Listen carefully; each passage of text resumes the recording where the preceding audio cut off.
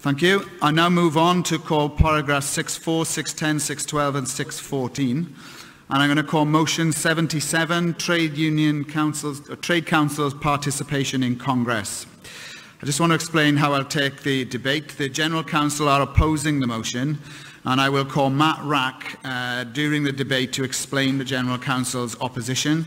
So the order of speakers, if they can be ready, Dave's already ready, is that Dave Chapple will move the motion on behalf of the TUC Trades Council's conference, be seconded by the RMT.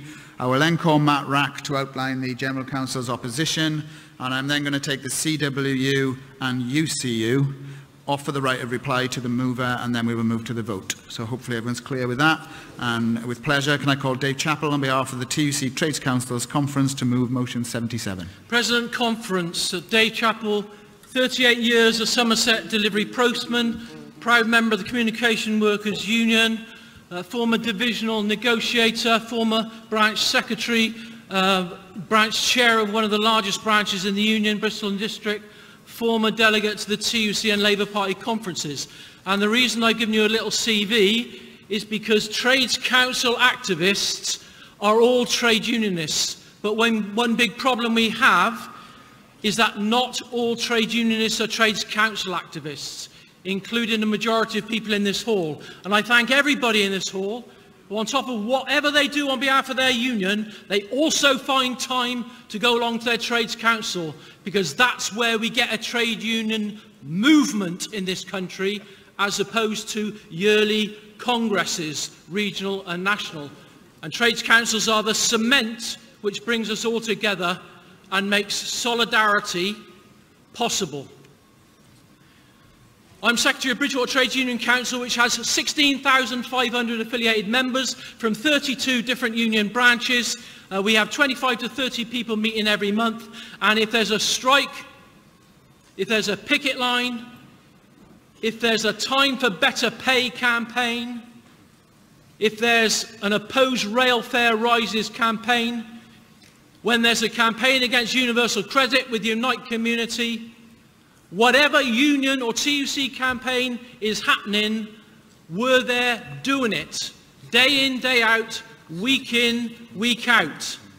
And if the new charter, if the new deal for workers' charter, started by my union and now taken on by the TUC, is going to become a reality, not just to the 700 people in this room, but the 5.5 million workers out there, is going to be done largely at local level by volunteers in trade union councils, particularly with a view to a mass action on the 1st of May.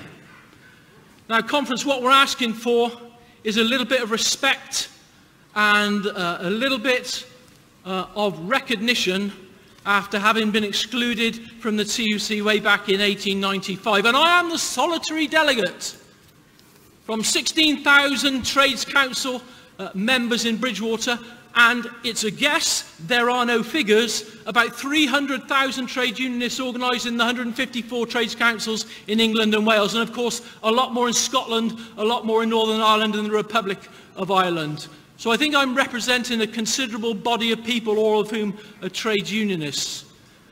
And I can't even vote on this motion. It took Bob Crow and the RMT, supported by other unions in 2008, to get us the right to have a motion. After 130 years, I can now move the motion.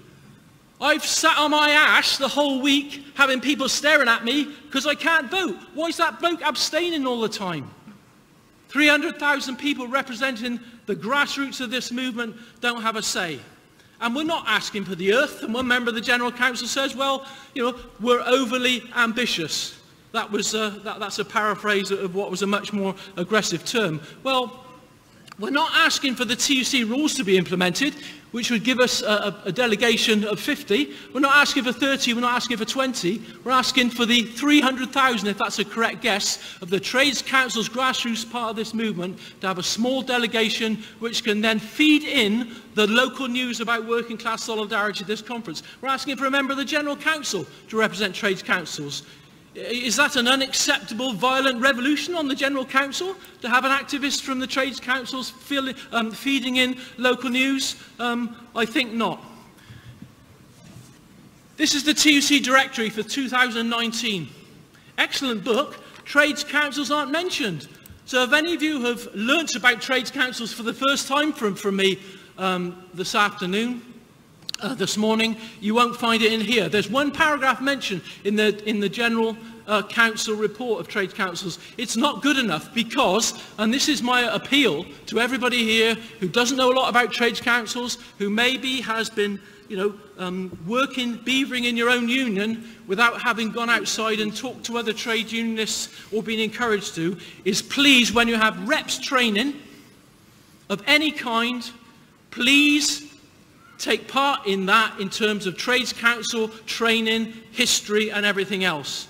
And look, we work our socks off for this movement. We're not aiming to destabilise or disrupt the movement. We want to strengthen it. You strengthen trades councils, you strengthen the TUC. I move. Thank you, Dave. Call on the RMT to second.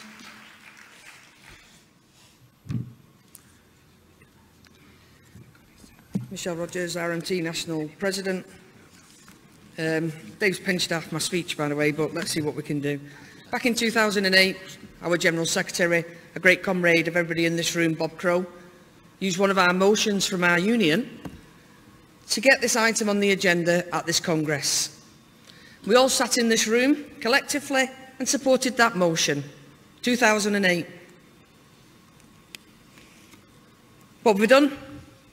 We've allowed one delegate from that local trades council to attend. In Scotland and in Wales, they go to their TUCs. Why do we have such the issue at this Congress? What is the fear that we all face? Because I bet 90% of us in this room have been on picket lines, have been on demonstrations, have encouraged organised workforce literature and used our local trade councils. 90% of us in this room would have done that. Because when we have a campaign and we're not in an industrial dispute, we don't always have the manpower, and we rely on the people from our local trades council. Now in Manchester, that's where it was formed. And I said it the other day, Manchester, Salford, London. That's what formed this Congress, our great Congress. Doesn't belong to little bits of us, it belongs to all of us. It's not my union's Congress, it's not your union's Congress, it's all our Congress. And part of that Congress must be, and should be, our local trades councils. So I know what's going to happen today, but what I'm asking every single delegate in this room to do is go back to your unions that are going to vote against this today, and sit down in your local branches and ask the questions why. Why are you voting against it? What do you gain from voting against it? We're not asking for a mad takeover. We don't want half the room filled up with local councils. What we want and what we need is a joined up, all together, fighting for each other. So, comrades, I'm going to ask you to support this resolution, even though your union's going to vote against it, okay? Put your hands in the air and show people what you're really about, because without them local councils, trade councils, we are isolated. Please support the motion.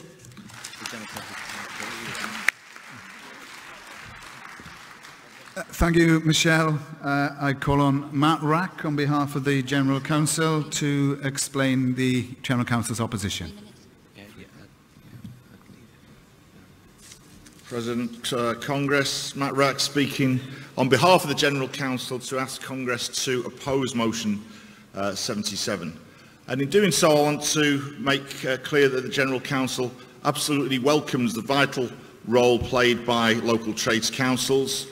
Dave set it out very well, supporting union campaigns, delivering the TUC's priorities in local communities and providing a local platform and forum to bring together local union activists. And if I can just, from my own perspective, pay tribute to those people involved in trades councils across the country, and particularly to Dave. We know in my own union, the Fire Brigade Union, when we run campaigns on opposing cuts in the fire service, we can rely on Dave and his Trades Council, and indeed the same position across the country. In recent years, as has already been explained, Congress has already made changes to allow the Trades Council conference to bring a motion to Congress and to elect a delegate to Congress to move that motion. However, Congress, this motion goes much further, proposing 3 areas of rule change that would give Trades Councils, the Trades Councils Conference, a similar status to that of an affiliated trade union. The first proposal is that the Trades Councils would have a Congress delegation of 9. That would be greater than the entitlement of all but 12 unions here at Congress. The General Council feel it would be inappropriate for the Trades Councils Conference to have more delegates to Congress than 75% of TUC unions, each of whom pay an affiliation fee in order to be represented here at Congress. The second proposal is for the Trades Councils to have a reserved seat on the General Council. Congress, there are reserved seats for unions on the General Council, elected by all unions here at Congress, including for underrepresented groups and for those with protected characteristics. Trades Councils do not fit into either of these categories. The General Council already has representation on the TUC JCC, and myself as the GC lead there and other members of the General Council on that committee make sure that the views of the committee are fed back to the General Council on a regular basis. Finally, the motion calls for an entitlement for Trades Council delegates at Congress to speak and vote on any Congress business. Now, one of the key purposes of Congress is for us, collectively, affiliated unions, to determine TUC policy, casting votes in a direct proportion to their membership, as determined by their affiliation and the related affiliation fee. Trades Councils, like the TUC itself, do not have members. Instead, every Trades Council activist is a trade union member, a member of an affiliated trade union, with the ability to influence Congress policy through their union. If passed, this motion would effectively double count trade union council activists as members. In addition, it is hard to see how such a delegation would be properly held to democratic account or decide policy on such a wide range of issues. Congress, this motion would fundamentally change the purpose of Trades Councils from supporting trade union and TUC campaigns at local level to directly representing local members through the TUC. On that basis, Congress, the advice is to oppose the motion. Thank you, Matt. I now call the CWU.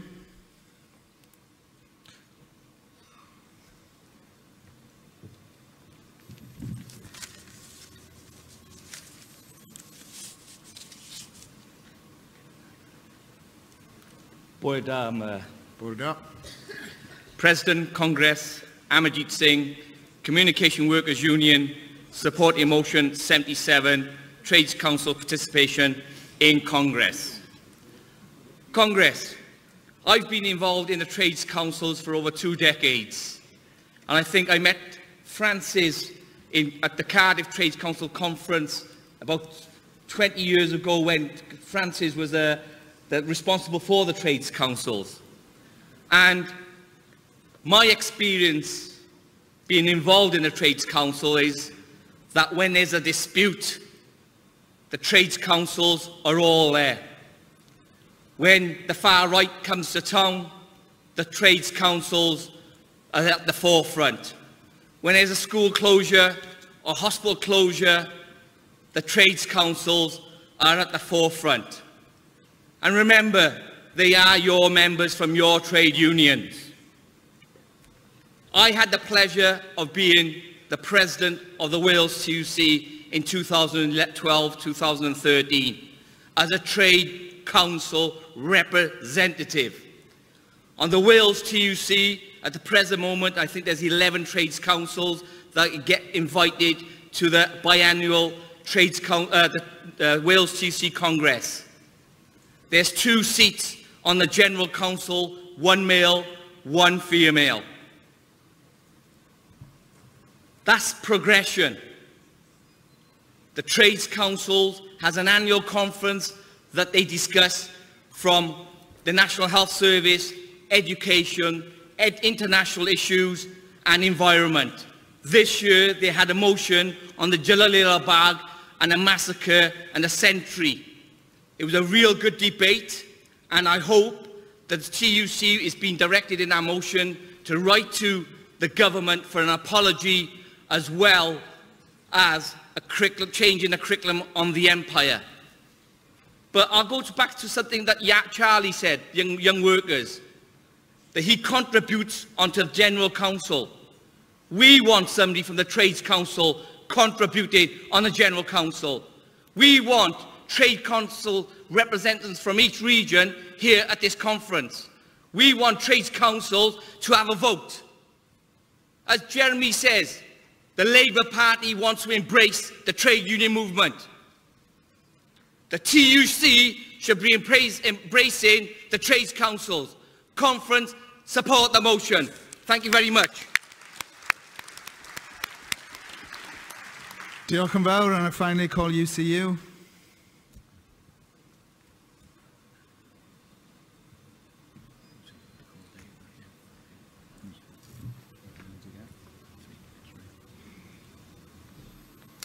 President, Congress, Brian Hamilton, UCU, supporting the motion. Before I start, I would like to say that I represent prison educators, and our members would dearly look forward to offering Boris Johnson a different boarding school experience, if that was so to happen. The previous speakers have stated the case for supporting it.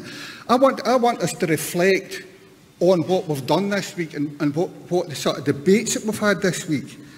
And we started off with the debates at the start of the week about the shutting down of Parliament, and everybody in this room seemed quite horrified at the lack of democracy and shutting down democracy and stopping people from accessing democracy that went on at that stage. Later in the week, when Jeremy Corbyn spoke, he spoke about real politics, taking it down to the very basic level into the community.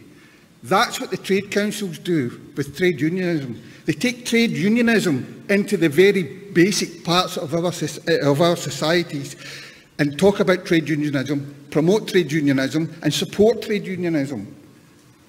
I think that because of that, they should at least be entitled to come here with a voice, to be heard and to take part in the debates, because they will be bringing the views of those people from the ground to here.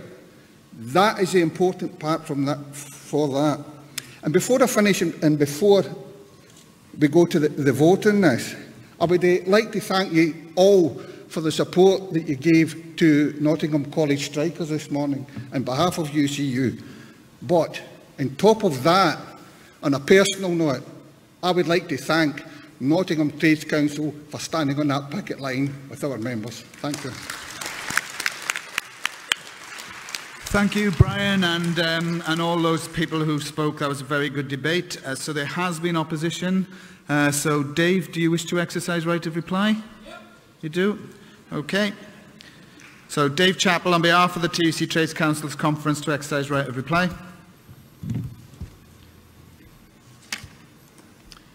Well, after 76 unanimous motions, a little bit of a debate, so thanks, Matt, for that. And thanks to all of the General Council members of the TUC JCC who support us.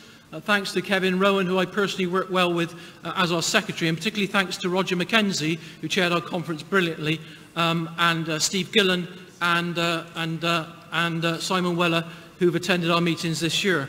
So, Matt, on behalf of the General Council, by the way, I thought I was onto a winner when I came to Brighton, because Kevin Rowan and Francis put me up in the Grand Hotel, which is, I've never been able to afford a place like the Grand Hotel. Then I found out they put me in Norman Tebbett's room from... I got Margaret Thatcher's room, if there's any consolation. So, the General Council think it's inappropriate to have a delegation of 9. That's based on the 8 English regions and Wales. In Wales, there's substantial representation already. In Scotland, there's substantial representation already. What is the difference? I am sorry that we may, if this is ever passed in future years, outnumber quite a few unions here. But it's not a competition. We are the people in every town and city, 154 of us in England and Wales, who support you. Whether you're a tiny union or a big union, we don't care. We organise picket line solidarity, we bring unions together. We'll be working out the new deal for workers with you and all the other unions. We're the people that do it, as well as being active in our own unions. So I think the General Council's comment that a delegation of 9 is inappropriate is itself inappropriate. Matt is on his weakest grounds, the General Council is on its weakest grounds when it says we can't have a solitary member of the General Council representing 300,000 trades council activists because it wouldn't fit in. Well, fit it in. Or because it's not in the remit. Well, change the remit. Pretty weak philosophy there from the General Council. Whoever thought that script, Matt? Hope it wasn't you. In terms of double representation, I mean, that is the biggest fiction, because in the South West TUC, every one of the 20 trades councils goes to every meeting and can vote and put motions to every meeting. We have 5 members of the executive on the South West TUC. We work absolutely brilliantly with our outstanding secretary, Nigel Costley. What is the difference? What is the difference? I am accountable every step of the way. As a postman and member of the Bristol CWU branch and delegate to Bridgewater Trades Council, if on any occasion Dave Ward or Tony Kearns or Rob Wotherspoon, my branch secretary, see me acting out of order, speaking against CW policy, don't you think they'll call me in? And that applies if I go from Bridgewater to the National Trades Council's conference and to here. There is no double representation. There is no double accountability. We're all trade unionists. Probably you won't overturn what's happened in your delegations, but we have some better discussions in delegations when this comes back, hopefully from a trade union, in next year's conference. So, look. If there's ever going to be a revival of working class militancy in this country, it's got to come from everybody at the grassroots, hasn't it? Working class consciousness, to get it back. Well, let's get it back by having a totally united movement, which is this Congress and trades councils, not a separation. Thank you. Thank you, Dave. So I'm now going to go to the vote. Can I see all those in favour of motion 77 to show? Thank you. All those against? Thank you. So that's overwhelmingly defeated. But thanks to everybody. That was a very good debate.